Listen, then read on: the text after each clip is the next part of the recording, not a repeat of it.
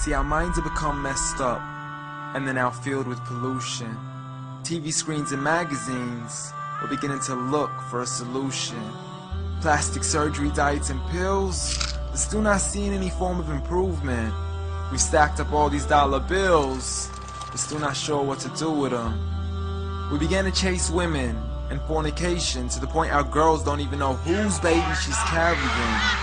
We're so afraid of commitment, but have no problem with damaging. She has your kids now, but you're still not even contemplating the possibility of marrying. See, this is what happens when we neglected Allah's best examples. You called her Mary, we call her Maryam. A woman who was perfect since birth, the best to walk the skies and the best to walk the surfaces of earth.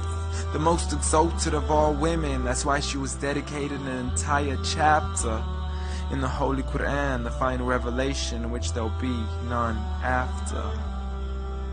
She was the best of all women, and to society she should be leading the way. I mean, that's why our women be dressing like her, because just like Mary, when Allah decrees something, we hear and we obey. See, Mary used to cover up. Despite everything they used to say, she would hide in hibernation, and to Allah she would pray. And when she was visited by angels in the form of men, she said if you fear Allah, you would go away, because in the presence of men, she would not stay. But anyways, today we're taught to be against segregation before in support of all forms of liberation. To free yourself from the clothes that only lead to your degradation. Why do you gotta cover your face for? We gotta see your identification.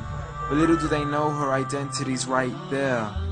A woman who fears Allah and commits to her religious obligations.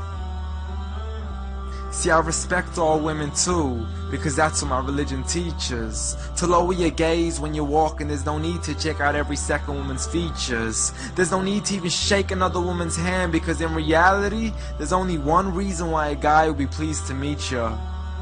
And you could go ahead and deny it, but don't blame me for stating the obvious. When the pornographic industry is worth billions, you still don't see where the problem is?